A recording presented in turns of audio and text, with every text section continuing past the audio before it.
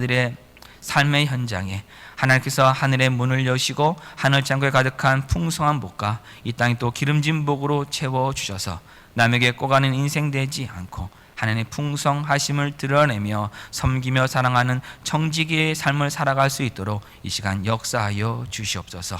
하나님 또한 이 예물이 써지는 곳곳마다 우리 구주 예수 그리스도의 은혜와 그 사랑과 그 이름의 영광만 나타내 주시옵소서.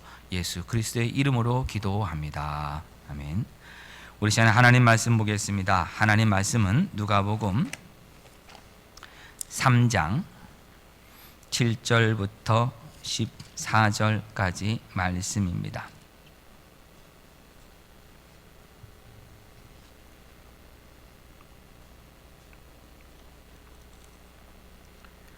하나님 말씀 누가복음 3장 7절부터 14절. 요한이 침례받으러 나오는 무리에게 이르되 독사의 자식들아 누가 너에게 일러 장차 올 진노를 피하라 하더냐. 그러므로 회개에 합당한 열매를 맺고 속으로 아브라함이 우리 조상이라 말하지 말라. 내가 너에게 이르노니 하나님이 능히 이 돌들로도 아브라함의 자손이 되게 하시리라. 이미 도끼가 나무 뿌리에 놓였으니 좋은 열매 맺지 아니하는 나무마다 지켜 불에 던져지리라. 무리가 물어가로 이르되 그러면 우리가 무엇을 하리이까? 대답하여 이르되 옷 두 벌 있는 자는 옷 없는 자에게 나눠줄 것이요 먹을 것이 있는 자도 그렇게 할 것이니라고. 세리들도 침례를 받고자 하여 와서 이르되 선생이여 우리가 무엇을 하리이까 하매 이르되 부과된 것 외에는 거두지 말라 하고 군인들로 물어 이르되 우리는 무엇을 하리이까 하매 이르되 사람에게서 강탈하지 말며 거짓으로 고발하지도 말고 받는 급료를 촉한 줄로 알라 하니라. 아멘. 지금 조금 방금 전에 오늘 말씀을 읽으면서 아마 여러분이 가지고 계신 대부분의 성경책에는 세례라고 나와 있을 것입니다. 근데 이 세례를 제가 침례라고 이렇게 읽었습니다. 7절 말씀 요한이 침례를 받으러 이렇게 나올 때 그 세례라고 표시된 성경책이 있다면 거기 아마 숫자가 적혀 있을 것입니다. 그 숫자를 각 줄을 찾아 내려가면 이렇게 표현되어 있습니다. 헬 그리고 쉼표가 있고 또는 침례라고 이렇게 적혀져 있습니다. 이 말은 뭐냐면 원래 헬라어 단어를 번역하면 침례라고 번역할 수 있다라고 이렇게 표현한 것입니다. 그런데 헬라어 단어를 번역하면 원래는 이렇게 표현되어 맞습니다. 요한이 침례 받으러 할 때 그 침례 위에다 숫자를 집어넣고 헬, 쉼표 또는 세례가 더 정확합니다.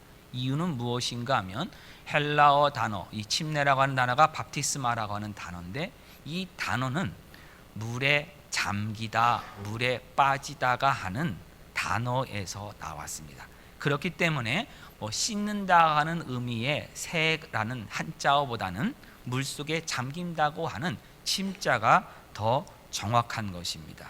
그리고 성경에 나와 있는 이 침례를 받은 사람들의 그런 모든 모습들을 보면 다 강에 가서 물이 있는 곳에 가서 물 속에 들어가서 이 침례를 행했다고 성경이 다 기록하고 있습니다. 그렇기 때문에 침례가 더 정확한 표현이고 성경적인 표현입니다. 또한 침례의 의미를 가장 잘 설명해주고 있는 말씀이 로마서 6장입니다. 우리 로마서 6장으로 잠시 한번 가보겠습니다.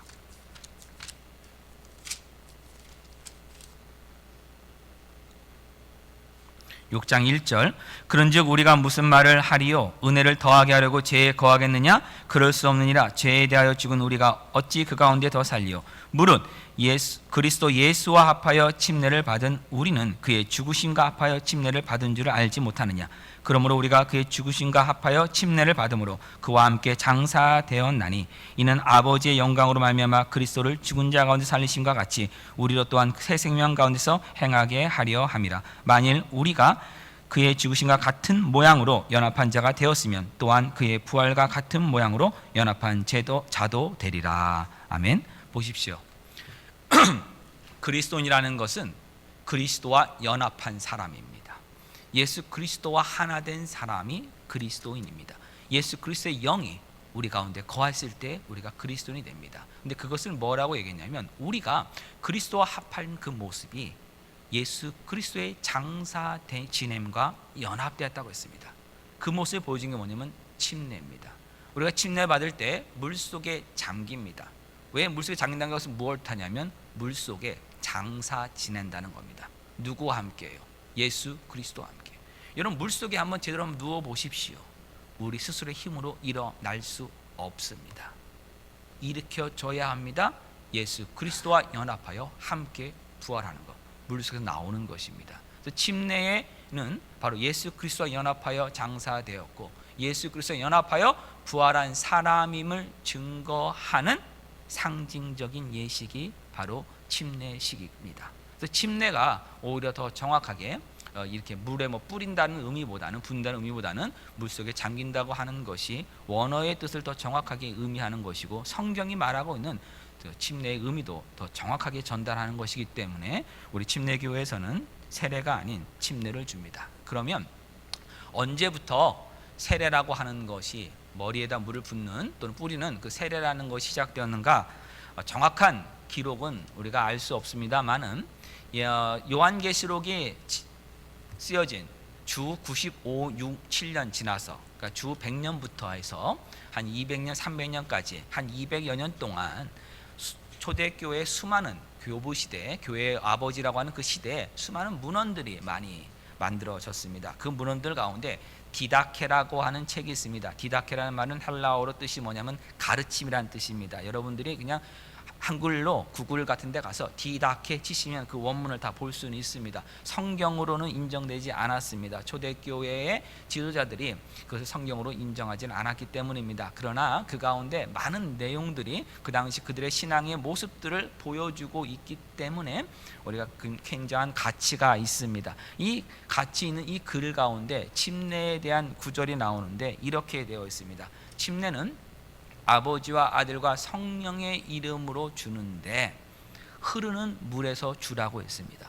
흐르는 물이라고 하는 것은 살아있는 물, 바로 강물입니다. 그러니까 강에 가서 침례를 주라는 것은 그 안에 잠기라고 하는 것을 이야기하는 겁니다. 만약에 흐르는 물을 찾지 못하거든 물이 많은 곳에 가서 침례를 주는데 첫 번째로는 좀 차가운 물로 주라는 겁니다. 그러니까 자연적인 물에 가능한 한 주라고 합니다. 그리고 나서 차가운 물이 없으면 따뜻한 물도 괜찮다라고 이야기를 합니다. 그리고 나서 마지막에 이야기한 것이 무엇인가 하면 만약에 흐르는 물도 발견하지 못하고 물이 있는 곳도 발견하지 못했다고 한다면 그 다음에는 어떻게 하느냐? 물이 없는 곳에 갔다면 아버지와 아들과 성령의 이름으로 침례 줄 때 머리에다가 물을 3번 부으라고 이렇게 되어 있습니다. 그러면 여기서 우리가 한 가지 결론을 얻을 수가 있습니다. 침례할 상황이 안 된다면 물이 부족하거나 아니면 특별히 그 당시에 박해받는 시대였습니다. 침례식을 하기 위해서 강물에 가서 침례를 하고 있다면 바로 잡혀서 죽을 수밖에 없는, 순교할 수밖에 없는 상황입니다. 그런 상황에서 몰래 침례식을 행하는 것도 쉽지 않은 상황입니다. 그런 상황이라면 머리에 물을 3번 붓는 것도 괜찮다라고 그 당시에도 이미 인정했다는 것입니다. 그래서 지금도 세례를 주는 것을 보고서는 뭐라고 이렇게 말하면서 잘못했다라고 계속 말할 필요는 없습니다. 그러나 한번 생각해 보겠습니다. 지금 우리가 21세기에 이 미국 조지아주의 아틀란타라고 하는 이곳 살고 있는데 물이 부족합니까, 여러분? 아니면 침례식을 행하면은 잡혀서 박해를 받습니까? 아무것도 아니죠. 그렇다면은 지금 우리는 성경의 의미대로 성경에서 예수님이 침례 받으신 대로 침례식을 행하는 것이 더 나은 것입니다. 침례교의 특징은 회중 정치다, 교회와 어떤 정치 같은 것이 분리되어 있다, 이런 의미가 더 큰 것이 아니라 침례교의 특징은 그냥 성경대로입니다. 성경에 있는 대로만 이야기하자, 성경에 있는 것만을 가르치자, 오직 성경만을 최고종 권위로 보자는 것이 침례교회입니다. 그래서 성경에 나와 있는 침례가 지금 우리 물속에 잠기는 침례이기 때문에 그 침례를 우리가 행하는 것입니다. 만약에 우리가 이렇게 세례를 일종의 약식으로만 좀 이해한다면 다시 침례 받는 것도 큰 의미가 있습니다. 침례라고 하는 것은 예수님과 연합되었음을 증거하는 증표라고 이렇게 앞에서 말씀을 드렸습니다. 우리가 사람이 남자와 여자가, 성인 남자 여자가 연합해서 하나가 되는 것을 우리는 결혼이라고 얘기합니다. 그럼 그 결혼, 연합되어 있는 증거로 무엇을 주냐면 보통 반지를 줍니다. 그래서 결혼식에서 반지를 줘서 그 연합됨의 증거를 삼고 있습니다. 그런데 한번 생각해 볼 것이 이겁니다. 우리가 결혼할 때 만약에 환경적으로 많이 부족한 상황이 있습니다. 어려운 상황이 있을 때가 있습니다. 그래서 그 증표로서, 연합의 증표로, 결혼의 증표로 구리반지를 해줄 때가 있습니다. 색깔은 금반지와 거의 비슷한데 안의 재질은, 값어치는 전혀 다른 구리반지를 해줄 수가 있습니다. 그 구리반지를 해갖고 서로 나누면서 서로 연합된 증표를 삼았습니다. 근데 시간이 흐르고 삶이 좀 더 여유로워졌습니다. 그때 다시 남편과 아내가 서로에게 서로 금반지를 주면서, 우리가 그때는 구리반지밖에 못 줬지만 그동안 나와 결혼해서 함께 사는 이 사랑에 감사한다는 의미로 금반지 주는 거, 여러분 괜찮습니까? 나쁩니까? 의미 있습니까? 없습니까? 그거 뭐 낭비라고 생각하고 뭐 필요 없다 생각하고 안 하는 것보다 여유가 있는 상황에서 다시 한번 그거 하는 것은 나쁜 것 아닙니다. 그래서 세례 받으신 분들이 침례 다시 받는 거 저는 큰 문제 없다라고, 그런 의미에서, 왜? 증표기 때문에 큰 문제가 없다고 이렇게 생각을 합니다. 그런가 하면 우리가 이민 생활하면서 주로 보는 것이 뭐냐면, 한국에 있는 사람과 미국에 있는 사람이, 다시 말하면 부모님들이 한국에 있는 분 또는 부모님 미국에 있는 분들이 있는데 가정이 서로 만나서 결혼을 하게 되면은 결혼식을 2번 하는 경우들이 많이 있습니다. 미국에서 한 번 하기도 하고 또 한국 가서 한 번 더 하기도 합니다. 같은 사람이 결혼합니다. 근데 미국에서 결혼식 끝났어요. 다시 한국 가서 결혼식 하는 거 문제 있습니까? 없습니까? 문제 없습니다. 문제 없습니다. 혹시라도 만약에 세례를 받았는데 침례의 의미를 더 알고 성경대로 한 번 더 받는다? 큰 문제 없다라고 생각합니다. 그런데 뭐 이렇게까지 가는 것은 조금 오버하는 것 같습니다. 요즘 보면은 결혼을 한 다음에 한 25년 지나면 은혼식을 하시는 분들이 있어요. 은혼식 할 때 다시 웨딩드레스 입고 뭐 이렇게 해갖고 결혼식을 다시 하시면서 은혼식 하시는 분들이 있습니다. 나쁜 것 아닌데 이걸 왜 오버할 수 있다고 얘기하냐면, 침례나 세례 받은 지 25년이 됐다고 다시 한번 받겠다고 뭐 그럴 필요까지는 없는 것 같습니다. 우리가 정확한 의미만 알고 있다면, 만약 세례를 받으셨더라도 정확한 의미를 알고 있다면은 그것도 인정받을 만합니다. 그러나 성경에 있는 대로 받는 것을 저는 더 권장을 합니다. 그럼 침례나 세례의 어떤 물속에 잠기느냐 아니면 뭐 물을 붓느냐, 그런 형식적인 것보다 더 중요한 게 뭐냐면 사실은 유아 세례의 문제입니다. 장로교단이라든지 다른 교단과 우리 침례교가 다른 점 중에 하나가 어디에 있냐면 바로 이 유아 세례 문제입니다. 장로교에서는 부모가 그리스도인, 장로교인이면 그 아이가 태어났을 때 교회에서 유아 세례를 줍니다. 요청했을 때. 그러나 침례교회에서는 유아 세례를 주지 않습니다. 왜 안 줍니까? 성경에 나와 있지 않기 때문입니다. 어떻게 안 나와 있느냐? 성경에 침례를 받으러 나온 사람들, 침례를 받은 사람들의 모습을 다 보면 본인의 입으로 자기의 신앙 고백을 한 사람에게만 침례를 줬습니다. 그 아이가 말도 못하고 있는데, 예수 그리스도가 누군지도 알지 못하고 있는데, 복음을 들어보지도 못한 그 아이에게 어떻게 침례를 줄 수 있겠느냐? 그래서 유아 세례를 침례교에서는 주지 않습니다. 한마디로 말해서 그냥 우리 침례 교회는 성경에 있는 대로 한다라고만 여러분 이해하시면 됩니다. 왜 우리는 뭐 사도신경을 안 합니까? 성경만이 최종 권위이기 때문입니다. 왜 교동문을 많이 안 합니까? 교동문을 만들 때 분명히 성경에서 나왔습니다만은 그것을 사람이 짜집기 했기 때문입니다. 모든 것이 성경에 있는 대로만 가자고 해서 지금 침례교회가 이루어졌고 지금 유지되고 있는 겁니다. 그래서 저는 침례교회에 대한 여러분들이 자부심을 느끼시길 바랍니다. 교만해질 필요는 없습니다. 그러나 정말 성경대로 살려고 하는 이 침례교회의 정통성과 정체성에 대해서만큼은 여러분들이 자부심 느끼셔야 합니다. 그래서 저는 어릴 때부터 얼마나 훈련을 받았는지 세례라는 단어가 자동으로 침례로 번역돼서 나오는 이 은사를 받았습니다. 훈련을 통해서 아무리 성경에 세례 나와도요, 그 부분 읽을 때 그냥 바로 침례로 번역돼 버립니다. 훈련하시면 됩니다. 훈련하시면 됩니다. 목사님 굳이요? 아니요. 우리는 그거 해도 괜찮습니다. 그래서 이 침례라고 하는 것이 무엇인지를 정확히 알고 그 의미의 중요성을 안다면 우리가 신앙생활을 하는데 또 침례교를 살아가는 데 있어서 매우 큰 위로를 주고 또 힘을 줍니다. 이제 누가복음 3장 말씀을 좀 더 살펴보겠습니다. 1절과 2절부터 보겠습니다.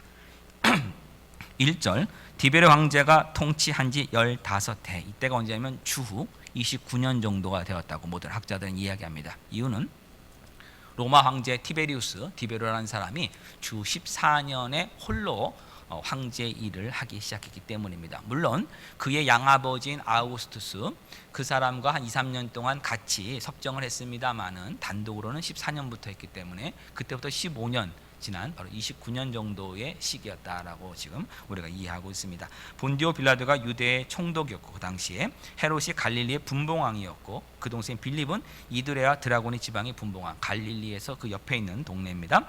또 루사니아가 아빌레네의 분봉왕으로 있었던 시기였습니다. 그러니까 다시 말하면 역사적으로 이 시기가 정확하다는 겁니다. 그 시기를 지금 이야기하고 있습니다. 그리고 나서 안나스와 가야바가 대제사장으로 있을 때라고 얘기합니다. 예루살렘, 이스라엘의 종교 지도자로 대제사장으로 안나스와 가야바가 있었습니다. 자, 그런데 뭐 단순하게 역사적 의미가 있다, 역사적 사실이다를 강조하기 위해서 이것을 적어 놓은 것만은 아닙니다. 이것은 지금 무엇을 보여주고 있냐면 정치적으로나 종교적으로나 그 당시의 중심은 예루살렘입니다. 물론 로마 제국이 가장 큰 시대이기 때문에 로마 제국의 수도인 로마가 최종 중심지입니다마는 이스라엘 땅에서의 중심지는 총독부가 있고 또 총독이 와서 다스리고 하는 바로 예루살렘, 수도가 예루살렘이 중심지입니다. 근데 그 중심지에는 이방인이 와서 지금 통치를 하고 있습니다.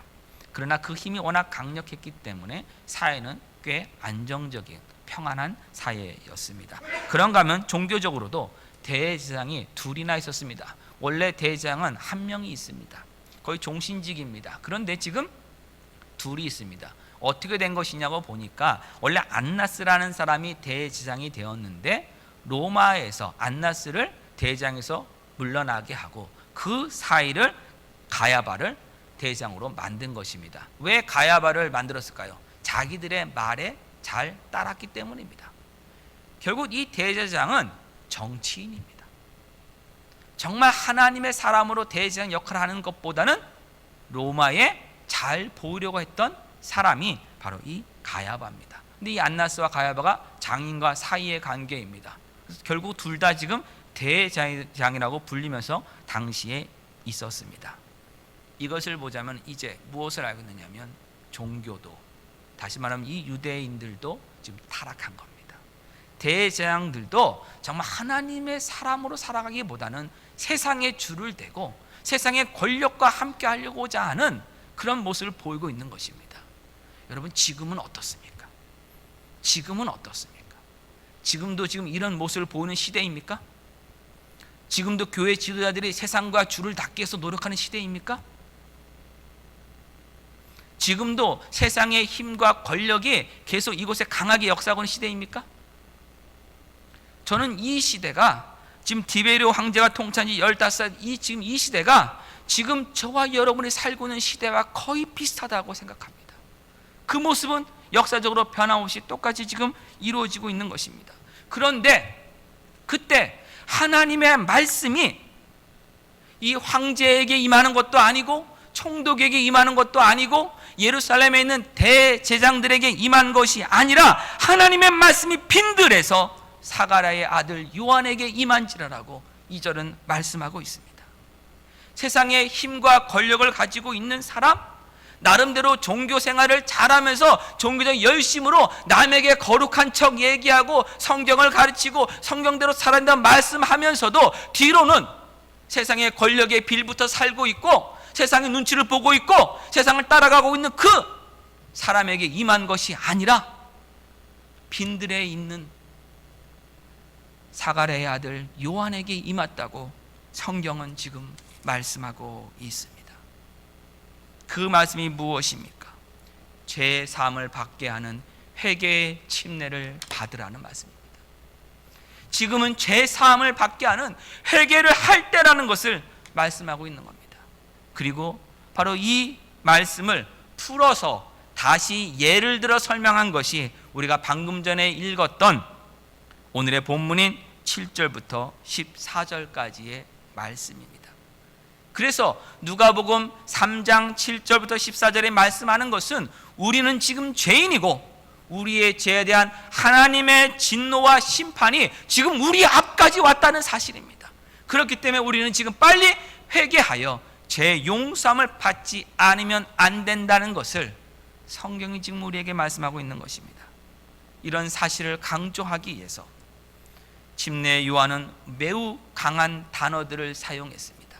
자식에게 나오는 그 사람들에게 가서 제사함을 받게 하는 회개의 침례를 받으라고 선포하면서 침례 요한이 어떤 말씀을 전했는지를 여러분 보십시오. 7절부터 나오는 그 단어들을 보십시오. 무리에게 이르되 독사의 자식들아. 얼마나 여러분 심한 말입니까? 얼마나 격한 말입니까? 장차 올 진노를 선포합니다. 회개에 합당한 열매를 맺으라고 얘기합니다. 회개하라고 가르치는 겁니다. 또한요, 도끼로 찍히다는 말까지 사용합니다. 지금 그 뿌리에 도끼가 지금 와 있어요. 도끼로 찍혀서 어떻게 됩니까? 불에 던져진다라고 얘기를 합니다. 그러면서 거짓을 얘기합니다. 거짓들의 고발들 얘기합니다. 강탈을 얘기합니다. 사용하는 모든 단어들이 매우 강하고 격한 단어입니다. 무엇을 지금 우리에게 말씀하고 있습니까? 우리의 죄악된 상태가 얼마나 심각한지를 말씀하고 있는 겁니다. 그리고 그 죄에 대한 하나님의 진노의 심판이 얼마나 무서운지를 우리에게 알려주기 위해서 이런 단어들을 지금 사용하고 있는 겁니다. 오늘날 말씀은 편하고 부드러운 말씀이 인기입니다. 목사님들에게 어울리는 목소리가 있다고 얘기를 합니다. 거의 아나운서 목소리입니다. 부드러운 목소리, 편한 소리가 좋은 시대가 되었습니다. 침례 요한이 광야에서 여러분 오늘날 목사님처럼 부드럽게 이야기했으면 어땠을까요? 여러분 죄인입니다. 회개하십시오. 이렇게만 얘기했으면 어땠을까요? 아니면 여러분 하나님의 사랑을 받으십시오. 하나님의 사랑 안에 들어오십시오. 하나님의 복을 받으십시오만 얘기했다면 어땠을까요? 침례 요한은 지금 가장 강한 단어들만을 사용합니다. 독사의 자식들아, 장차올 진노, 도끼에 찢겨서 불에 던져진다. 여러분 그 말씀이 우리 사람을 향한 하나님의 말씀을 여러분 믿으십니까? 지금 우리의 영적인 상태에 대한 하나님의 말씀이었다는 것을 여러분 믿으십니까? 우린 지금 긴박한 심판을 앞두고 살았던 사람들입니다. 예수 믿기 전에 사람들의 운명은 지금 도끼로 찍혀서 불에 던져지기 직전의 상태에 있는 사람들이었습니다. 그것을 지금 말하고 있는 것입니다. 이 시기가 굉장히 정치적으로나 종교적으로나 타락한 시기고 힘든 시기입니다. 사람들은 세상이 혼란스럽고 세상에 문제가 있으면 뛰어난 정치인이 있으면 세상이 바뀔 거라고 생각을 합니다. 종교적으로 어려움이 있다면 훌륭한 종교인이 나오면 세상이 좀 더 좋아질 거라고 생각합니다. 그러나 성경이 지금 우리에게 말씀하는 것은 무엇입니까? 우리에게 필요한 것은 뛰어난 정치가가 아닙니다. 우리에게 필요한 것은 대제사장 같은 종교인도 아닙니다. 우리에게 필요한 것은 우리가 죄인이고 그 죄로 인해서 하나님의 진노의 심판이 지금 임하는 그 직전에 있다는 그것을 선포하는 하나님 말씀입니다. 그것이 지금 우리에게 필요한 것입니다. 그리고 그 말씀 앞에 항복하는 회개와 믿음만이 우리에게 필요합니다. 세상이 다른 것으로 바뀌는 게 아니에요. 아무리 환경을 바꿔가고 사람이 바뀐다고 하더라도 바뀌지 않습니다. 우리에게 필요한 것은 우리가 누구인지를, 우리의 영적인 상태가 무엇인지를 정확히 알려주는 하나님 말씀이고요, 성령님께서 그 말씀을 우리를 비춰보게 하시는 성령님의 역사고요, 예수 그리스도 안에 있는 대속의 은혜입니다. 다른 것이 없습니다. 그리고 우리는 그것만을 전하는 것입니다. 당시에 이런 성전에 날마다 제사가 드려졌습니다. 종교적인 정성과 열심이 가진 사람들이 많이 있었습니다. 사도 바울도 그 열심으로요 대제사장의 명을 듣고 따라서 그리스도인들을 박해했습니다. 나름대로 하나님 말씀에 대한 정성과 열심을 다 가지고 살았습니다. 그런데 그곳에는 하나님의 말씀이 임하지 않았습니다. 광야에 있는 침례 요한에게 임했습니다. 이것은 우리에게 무엇을 보여줍니까? 지금 영적인 광야에 있는 사람에게 하나님의 말씀이 임한다는 것을 우리에게 가르쳐 주는 겁니다. 영적인 광야라는 것은 무엇이냐면 우리의 마음이, 심령이 가난한 자에게 하나님 말씀이 채워집니다. 우리 심령이 우리의 것으로, 우리의 자아로, 우리의 욕심으로, 교만함으로 채워져 있는 사람에게는 하나님 말씀이 들어갈 구멍이 없어요. 채워질 것이 없습니다. 영적인 광야가 된 사람에게 하나님 말씀이 임하는 겁니다. 침례 요한은 광야에서 외칩니다. 제사를 받게 하는 회개 침례를 받으라고 외칩니다. 우리 모두가 바로 제사함을 받아야 하는 죄인이며 그 제사를 받기 위해서는 다른 방법이 없고 회개밖에 없다고 지금 선포하는 것입니다. 침례는 누구에게 이걸 선포했습니까? 요단강 근처에 있는 사람들에게 선포했다고 성경이 지금 말하고 있습니다. 그럼 요단강 근처에 살고 있는 사람들은 유대인들입니까? 이방인들입니까? 유대인들입니다. 유대인들에게 회개 침례를 받으라고 선포했습니다. 그런데 원래 유대인들은 침례를 받지 않았습니다. 유대인이 아닌 이방인들이 유대교로 개종해서 하나님 말씀에 따르겠다고 할 때 그 사람들, 그 개종의 증표로 침례를 받게 했습니다. 유대인이 아닌 이방인들이 유대교로 들어올 때만 침례를 했는데 지금 그 유대인들에게 너희가 지금 침례를 받으라고 이야기한 겁니다. 무슨 말입니까? 유대인들도 이방인과 다를 바가 없다고 지금 선언한 겁니다. 누가 선언한 겁니까? 하나님이 선언한 겁니다. 하나님 말씀이 임한 것이 바로 그 말씀입니다. 유대인이든지 이방이든지 모두 하나님 앞에 죄를 지었고 그 죄로 인해서 하나님과 분리되어 있으며 그 죄에 대한 하나님의 진노가 장차 올 일만 남았다는 것. 그렇기 때문에 유대인들도 지금 회개의 침례를 받아야 한다고 요한이 선언한 것입니다. 사람이 해야 될 가장 첫 번째 일이 무엇입니까? 유대인으로 태어나는 겁니까? 아닙니다. 유대인이든지 이방인이든지 모든 사람의 가장 우선된 일은 자기들의 죄를 용서받아서 하나님의 진노 아래 있지 않고 하나님과 화목하는 일입니다. 그것이 여러분 구원입니다. 혈통적 유대인이기 때문에 하나님의 구원을 자동적으로 받는 것 아닙니다. 이런 성전에서 제사를 드리는 법을 지켰기 때문에 구원받는 것 아닙니다. 8절 말씀 다시 보겠습니다. 그러므로 회개에 합당한 열매를 맺고 속으로 아브라함이 우리 조상이라 말하지 말라. 내가 너에게 이르노니 하나님이 능히 이 돌들로도 아브라함의 자손이 되게 하시리라. 무슨 말씀입니까?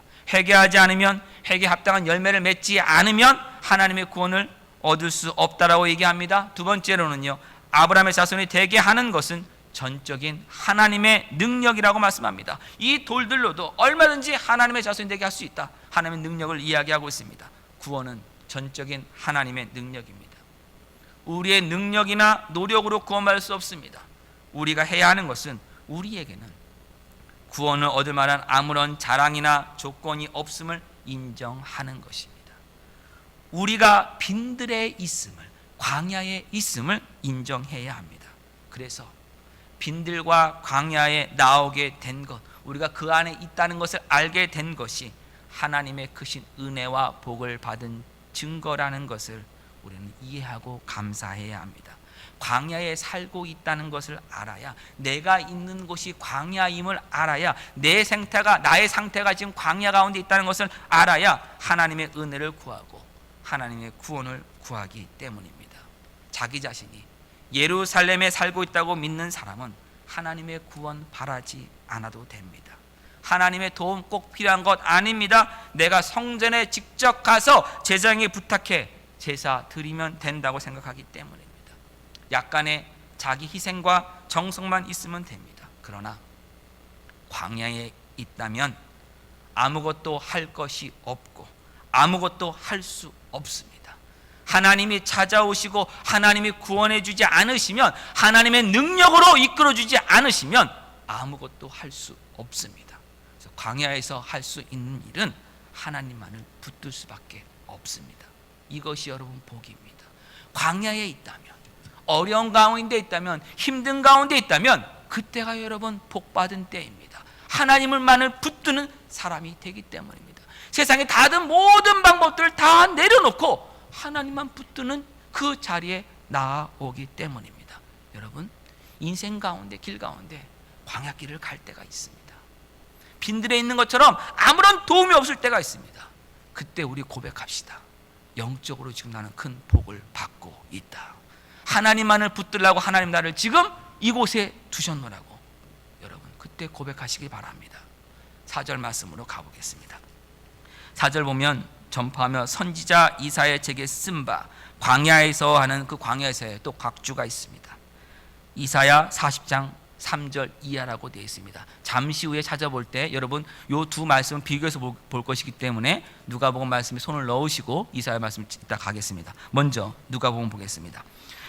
광야에서 외치는 자의 소리가 있어 이르되 너희는 주의 길을 준비하라. 그의 오시기를 곧게 하라. 모든 골짜기가 메어지고 모든 산과 작은 산이 낮아지고 굽은 것이 곧아지고 험한 길이 평탄해질 것이요 모든 육체가 하나님의 구원하심을 보리라 함과 같으니라. 아멘. 우리 이사야서 40장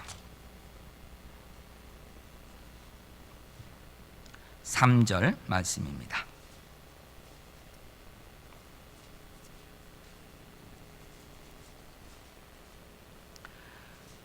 이사야 40장 3절 외치는 자의 소리여 이르되 너희는 광야에서 여호와의 길을 예비하라. 사막에서 우리 하나님의 대로를 평탄하게 하라.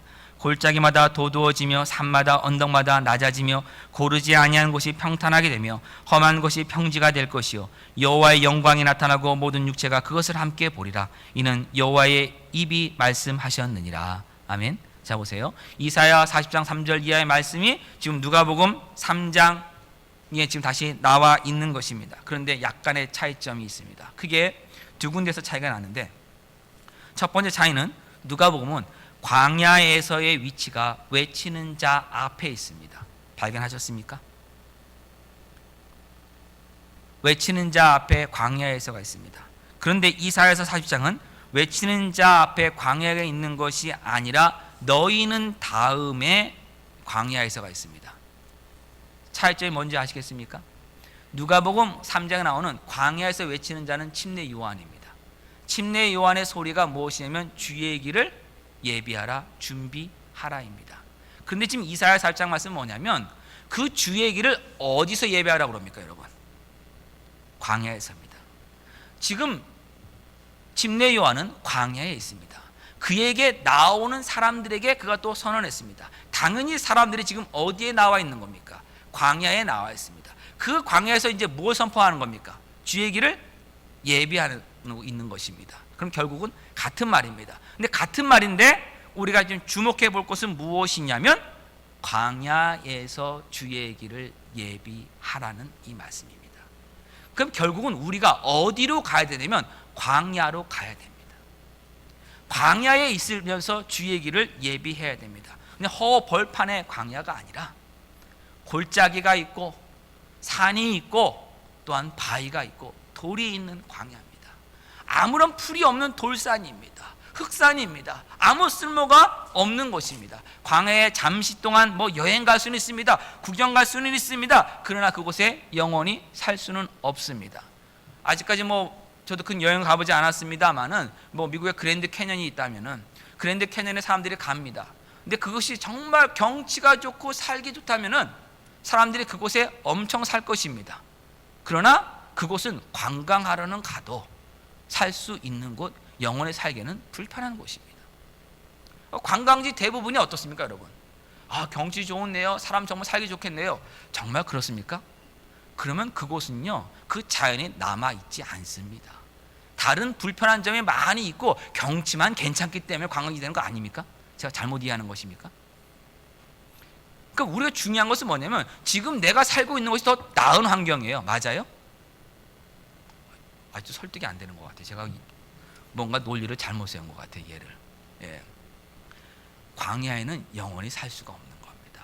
잠시만 있을 수 있는 곳이에요. 근데 그 광야에 갔을 때 주의 길을 준비할 수가 있다라고 성경이 얘기합니다. 그럼 무엇을 얘기하느냐?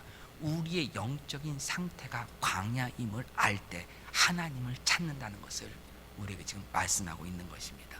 우리들의 마음이 광야처럼 죄와 허물의 골짜기로 가득 차 있습니다. 자만과 교만과 자기의로 높아진 산들로 가득합니다. 탐심과 시기와 질투와 자기만족과 불순종의 바위들이 가득합니다. 여러분, 그것이 광야입니다. 영적 광야의 모습이고 바로 우리 자신의 모습입니다. 이 광야에 있을 때 우리에게는 아무런 소망이 없습니다. 우리가 없앨 수 있는 바위도 없습니다. 높은 산을 어떻게 부수겠습니까? 골짜기를 어떻게 메꾸겠습니까? 평평하게 할 수 없습니다. 우리 힘으로는 아무것도 할 수 없습니다. 우리의 유일한 소망은 무엇입니까? 하나님의 영광이 나타나는 겁니다. 하나님께서 그 광야에 찾아오시는 것밖에는 없습니다.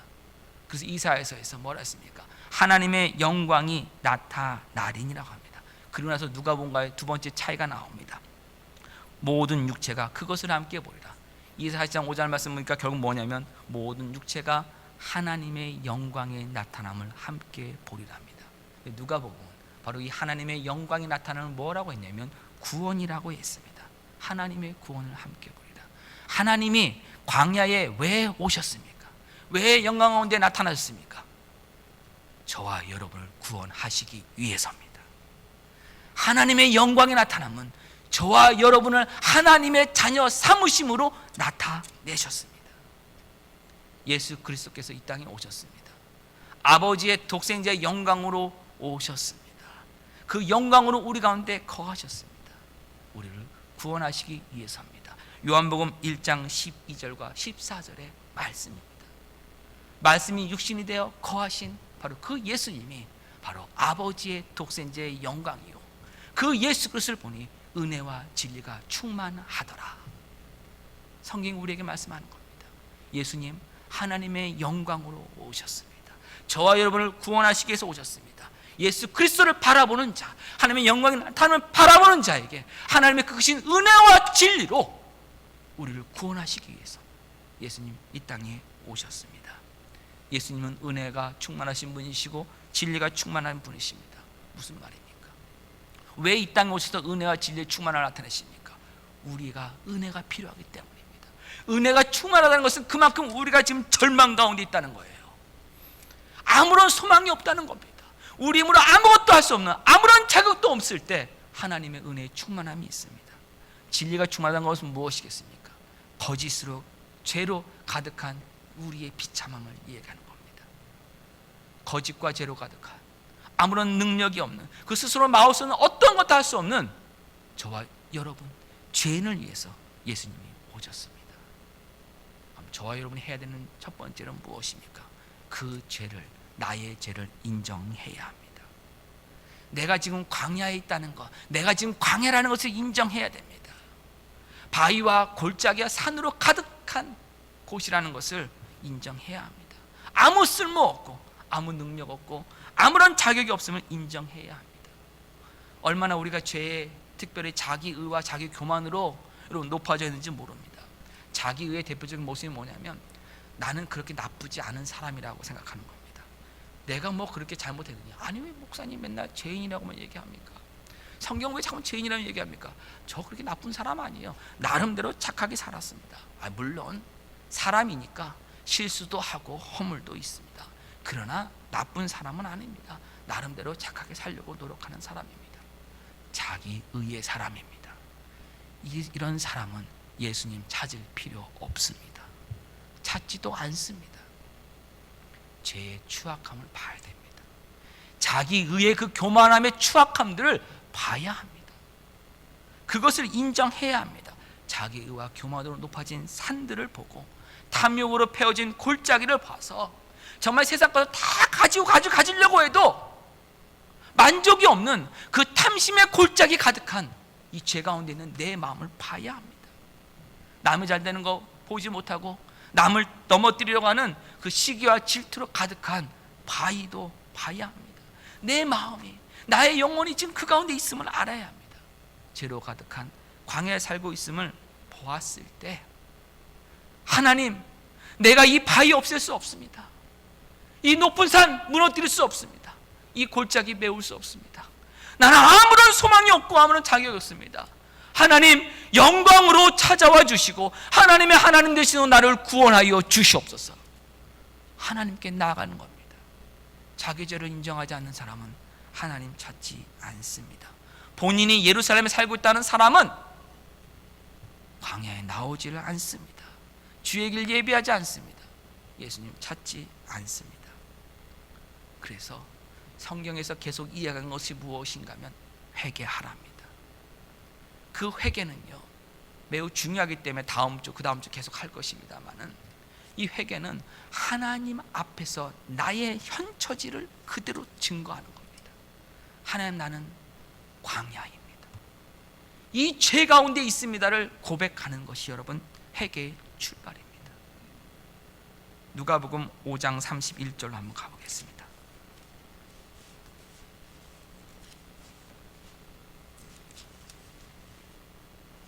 예수께서 대답하여 이르시되 건강한 자에게는 의사가 쓸데없고 병든 자에게라 쓸데있나니 내가 의인을 부르러 온 것이 아니요 죄인을 불러 회개시키러 왔노라. 예수님 왜 오셨습니까? 죄인을 불러 회개시키러 왔습니다. 그러면 한번 해세요. 여러분, 예수님 필요하십니까? 여러분에게 예수님 필요하십니까? 그러면 우리가 죄인임을 인정해야 합니다. 예수님은 죄인을 부르러 오셨지 자기 의로 가득한 교만한 사람을 불러오신 거 아닙니다. 예수님에 나가서 난 스스로 의인을 생각하는 사람 불러오신 것이 아니라 죄인을 불러오셨습니다. 죄인을 회개하러 오셨어요. 병든 자에게야 의원이 있을 때 있습니다. 여러분, 우리가 지금 병든 상황에 있을 때 예수님 찾습니다. 광야에 있을 때 하나님의 도움 구합니다. 근데 나는 광야에 살고 있으면서도 예루살렘에 살고 있는 줄 알아요. 예루살렘은 높은 지역에 있습니다. 자기 의와 교만으로 높아진 그 산 가운데 살고 있으면서도 이런 성전에 살고 있다고 착각하고 있습니다. 그것이 자기 의로 살아가는 사람의 모습입니다. 그런 사람은 의원 찾지 않습니다. 예수님 찾지 않습니다. 나의 교만한 그 죄의 실상을 본 사람이 예수님 찾습니다. 예수님 죄인을 불러서 회개시키러 오셨습니다. 누가복음 13장으로 가보겠습니다.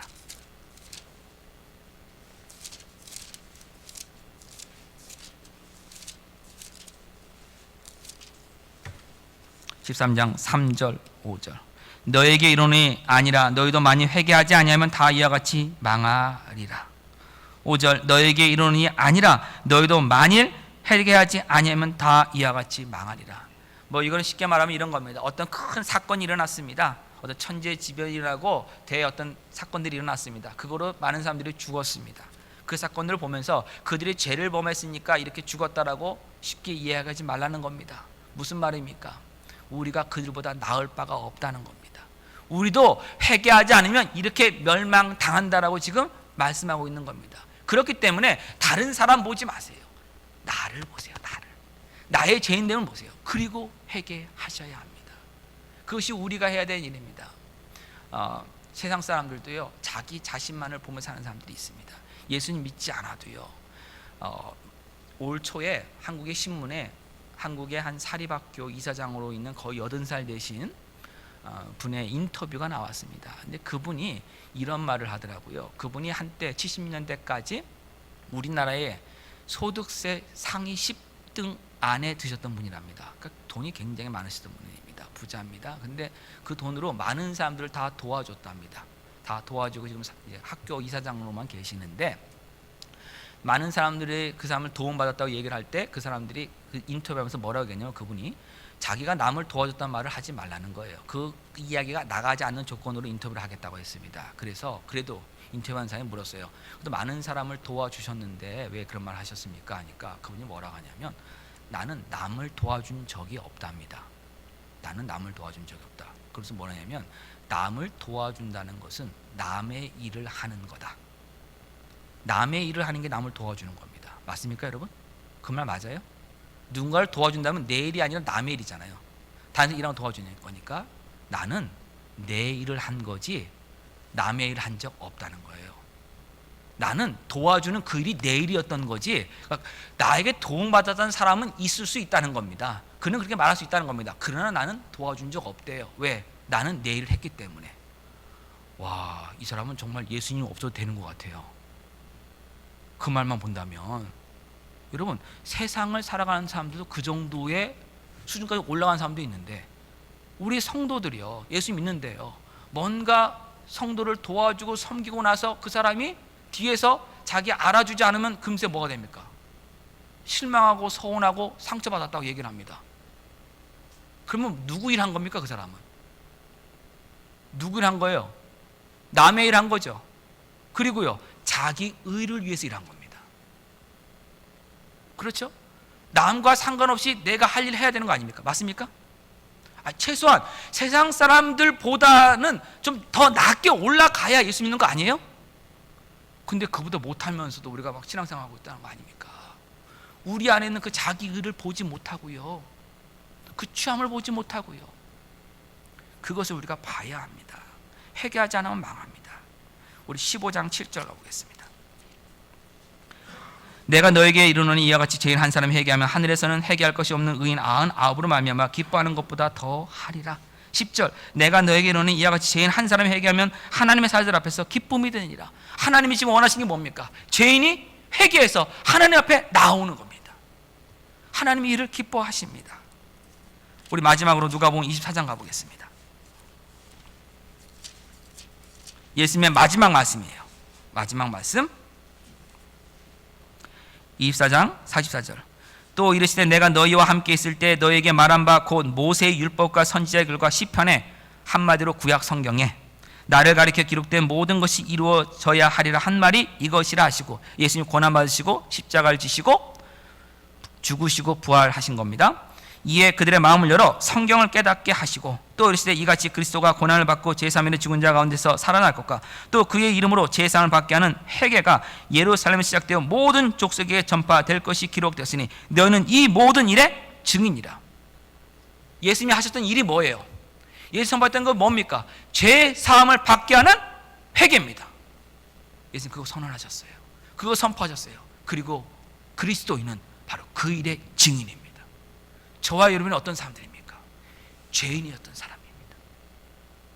그런데 우리 죄의 실상을 성령님께서 말씀을 통해 우리에게 보여주셔서, 그리고 그 죄를 죄값을 대신 지시기 위해서 예수님께서 나를 위해서 십자가에서 그 모든 죄값을 치러줬음을 성령님께서 우리에게 확신시켜 주셔서, 하나님 앞에 하나님 나는 죄인입니다, 아무것도 할 수 없는 죄인입니다, 하나님 예수 그리스도의 대속의 죽음만이 나에게 생명을 줍니다, 하나님 나를 용서하여 주시옵소서 회개하고 나온 겁니다.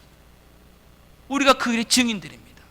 예수 믿는 사람들은요, 회개한 사람들이고 회개하는 사람들이고 하나님께 가까이 가는 사람입니다. 자기의 안에를 다 드러내는 사람입니다. 그래서 우리가 회개의 삶을 살아가야 합니다. 회개는 예루살렘에서 나와 내가 지금 광야에 있음을 알고, 그 죄의 광야, 그 아무 소망도 없는 그 광야에 하나님 찾아오시옵소서. 찾아오신 예수님, 하나님의 영광을 나신 그 예수님의 구원을 붙드는 것, 여러분 그것이 회개입니다.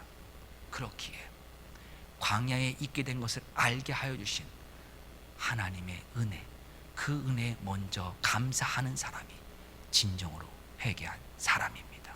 자연인은 자신이 예루살렘에 있다고 착각하고 삼기 때문입니다. 예수님의 제자들 예수님과 함께 있었습니다. 갈릴리 바다를 함께 가고 있었습니다. 제자들이 어부주신이 많기 때문에 열심히 노를 저었습니다. 큰 풍랑이 왔어요.